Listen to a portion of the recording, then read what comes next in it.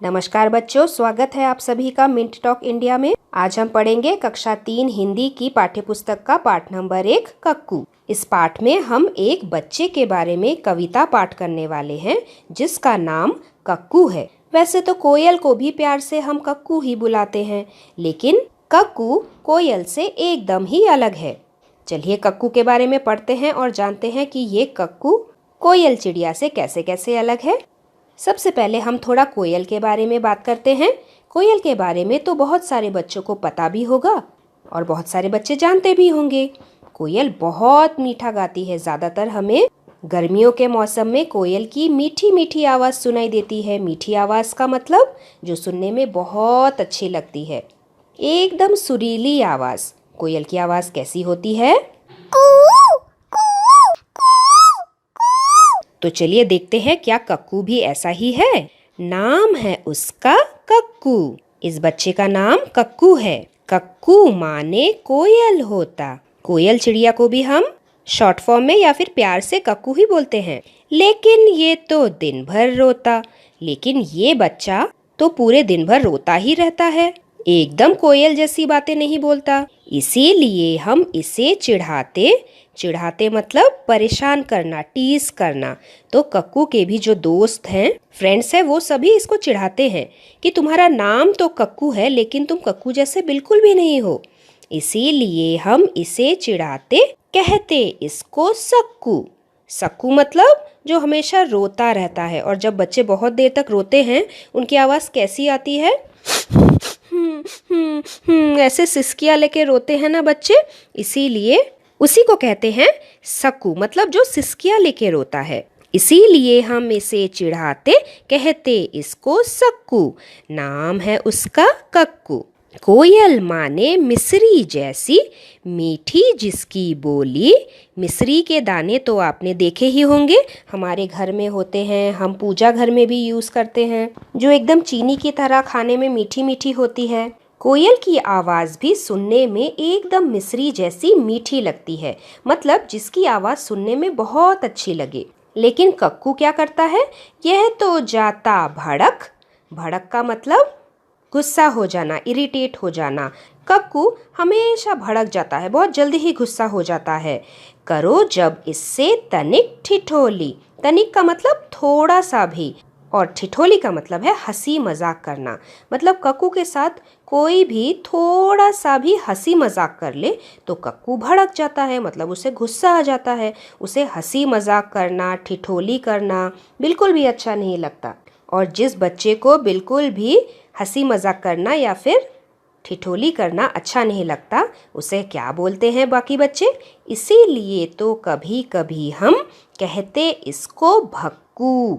भक्कू मतलब जो बहुत जल्दी भड़क जाता है। जैसे कि हमारा कक्कू, वो हमेशा भड़क जाता है। उसे कोई भी बात बोलो, उसे कोई भी बात पसंद नहीं आती, बहुत जल्दी गुस्सा हो जाता है और हमेशा गुस्से में ही रहता है। नाम है उसका कक्कू। कक्कू वो जो गाना गाए। जैसे हमने देखा कोयल कितना मीठा गाती है, उसका गाना हम सबको बहुत अच्छा लगता है। लेकिन हमारा लड़का कक्कू कैसा है? बात बात में जो चिढ़ जाए। लेकिन कक्कू तो हर बात पे इरिटेट हो जाता है, गुस्सा हो जाता है, चिढ़ जाता है, उसे कोई भी बात अच्छी नहीं लगती। और कक्कू कैसा मुंह बना के रखता है? रहता मुंह जो सदा फुलाए। फुलाने का मतलब जब भी हमें कोई भी चीज़ अच्छी नहीं लगती, हम अपना फेस कैसे बनाते हैं? हमारा एक्सप्रेशन एकदम गुस्से वाला होता है। और बच्चे जब गुस्से में होते हैं तो ऐसा लगता है उनके गाल फूले फूले हैं।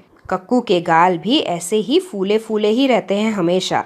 रहता मुँह जो सदा फुलाए। उसके बाद गाना जिसको जरा न आए।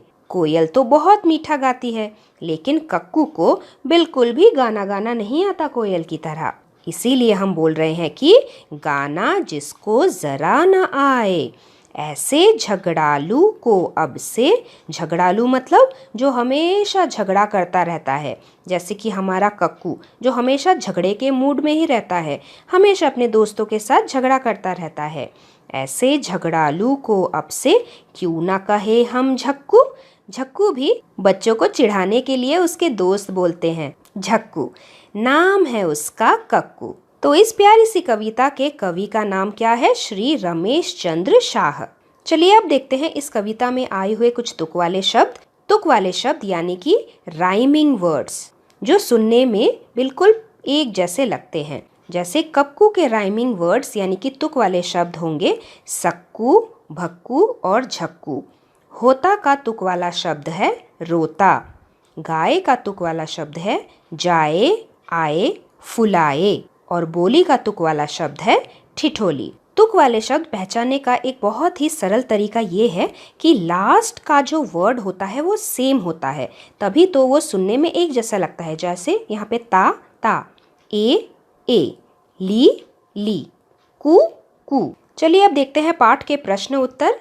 तुम अपना नाम लिखो और बताओ कि तुम्हारे नाम का क्या मतलब है। आप अपने माता पिता से पूछ के अपने नाम का अर्थ लिखिए। उसके बाद तुम्हें लोग और किन किन नामों से बुलाते हैं। जैसे कुछ प्यार वाले नाम होते हैं, जैसे हमारे मम्मी पापा, चाचा चाची और हमारे बाकी रिलेटिव्स हमें बुलाते हैं। तुम्हारे चिढ़ाने वाले नाम कैसे हैं? जैसे कि हमारे क्लासमेट्स कभी कभी हमें सताने के लिए हमें कुछ नामों से चिढ़ाते हैं, उनके नाम लिखिए। और उसके बाद आपके दोस्तों के दिए हुए नाम, जो आपके बेस्ट फ्रेंड्स आपको बुलाते हैं। तो फॉर एग्जाम्पल, अगर किसी बच्चे का नाम तन्वी है तो उस बच्चे को प्यार से लोग क्या बुलाएंगे? जैसे तनु, तन्नू या फिर तवी बुलाएंगे। चिढ़ाने के लिए उसे कोई भी टंकी या फिर तंबू बोल सकता है, क्योंकि ये तन्वी से मिलता जुलता है। और दोस्तों के दिए हुए कैसे नाम होंगे? तन्नू, तन्वू, ऐसे शॉर्ट फॉर्म वाले नाम होंगे। चलो अब सोचो और लिखो कि किसी किसी को नीचे दिए गए नामों से क्यों बुलाया जाता होगा। किसी को गप्पू नाम से क्यों बुलाते होंगे? क्योंकि शायद वो बहुत बकबक करता है, बहुत बोलने वाला होता है, बहुत गप्पे लगाता है, जो नॉन स्टॉप बोलता ही रहता है, जो बहुत गप्पे लगाता है अपने दोस्तों के साथ, उसे हम गप्पू बोलेंगे। किसी को भोली क्यों कहा जाता होगा? भोली का मतलब है जो बहुत सीधी सादी हो, चुप रहती हो। तो जो लड़की बहुत ही सीधी सादी होगी उसे शायद सभी भोली बोलेंगे। किसी को छुटकी क्यों बोलेंगे? शायद वो बहुत छोटी सी होगी, शायद वो घर में सबसे छोटी होगी, इसीलिए सभी उसे छुटकी बुलाते होंगे। किसी को गोलू क्यों बोला जाता होगा? गोलू मतलब गोल गोल, तो शायद वो बच्चा बहुत गोल मटोल बच्चा होगा, एकदम गोल मटोल, और इसीलिए लोग उसे गोलू बुलाते होंगे। अब बताओ तुम्हारा कौन सा दोस्त, कौन सी सहेली भक्कू है, झक्कू है या फिर गप्पू है? मतलब तो आपको पता चल ही गया। भक्कू मतलब जो बहुत जल्दी भड़क जाता है, झक्कू मतलब जो बहुत झगड़ा करता है, और गप्पू मतलब जो बहुत गप्पे लगाता है, बहुत बातें करता है। तो आप भी अपने फ्रेंड्स के नाम इस जगह पे लिख सकते हो, जो बहुत ही जल्दी भड़क जाता है, जो बहुत झगड़ा करता है और जो बहुत गप्पे लगाता है। अब चलिए आपको अपनी कविता बनानी है। कक्कू वो जो सदा हंसाए, रोना उसे जरा न। जब भी हम कविता बनाते हैं तो कोशिश करते हैं कि वो राइम के साथ हो। मतलब यहाँ पे अगर लास्ट में हंसाए है, ए है, तो हंसाए का कोई तुक वाला शब्द ही हमें यहाँ पे लिखना है, तभी वो सुनने में राइमिंग करेगा और अच्छा लगेगा। तो फिर हम लिखेंगे रोना उसे जरा न आए। उसके बाद चिड़िया के संग गाना, क्या लिखेंगे? गाए। संग मोर के नाचे गाए, इसीलिए तो कभी कभी हम कहते उसको मिट्ठू। ऐसे लिख सकते हैं ना। या फिर आपके मन में भी कोई और अगर शब्द आते हो जो राइमिंग होते हो, आप उन शब्दों को भी लिख सकते हैं। चलिए अब बताइए कि हमारा छोटा सा लड़का कक्कू कोयल जैसा क्यों नहीं है? कोयल बहुत मीठा गाती है, जिसकी आवाज़ सुनकर सब खुश हो जाते हैं, लेकिन कक्कू इसके विपरीत है। विपरीत मतलब एकदम उल्टा। वो ना तो गाना गाता है, ना खुश रहता है, और बात बात पर चिढ़ जाता है, इरिटेट हो जाता है, गुस्सा हो जाता है। लोग उसके साथ खुश नहीं रह पाते, इसीलिए कक्कू कोयल जैसा नहीं है। चलिए अब एक रचनात्मक लेखन करते हैं। कोयल के बारे में 5 वाक्य लिखिए। कोयल काले रंग की होती है और उसकी आंखें लाल होती है, जैसे कि हमने वीडियो के स्टार्टिंग में एक फ़ोटो देखी। उसके बाद कोयल बहुत मीठा गाना गाती है। कोयल पता है क्या खाती है? कीड़े मकोड़े खाती है।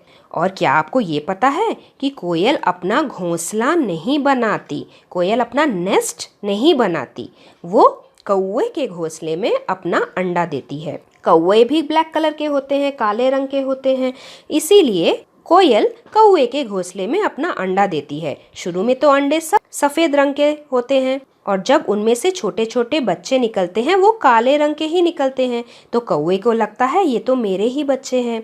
लेकिन जब वो बड़े हो जाते हैं तब कौवे को पता चलता है कि ये तो कोयल के बच्चे हैं। लेकिन तब तक वो बच्चे इतने बड़े हो जाते हैं कि उनके पंख विकसित हो जाते हैं और वो उड़ जाते हैं। चलो अब हम नाम की रेलगाड़ी बनाते हैं। 5-5 बच्चों की टोली बनाइए, मतलब 5 बच्चों का एक एक ग्रुप बनाते हैं। उसके बाद अपने अपनी टोलियों, टोली का मतलब है ग्रुप, मतलब अपने अपने ग्रुप के बच्चों के नाम रेलगाड़ी के डब्बों में लिखिए। जैसे मैंने नाम लिए हैं राजू, अंजू, मेनका, खुशी और नेहा। अब आपको वर्णमाला याद है ना?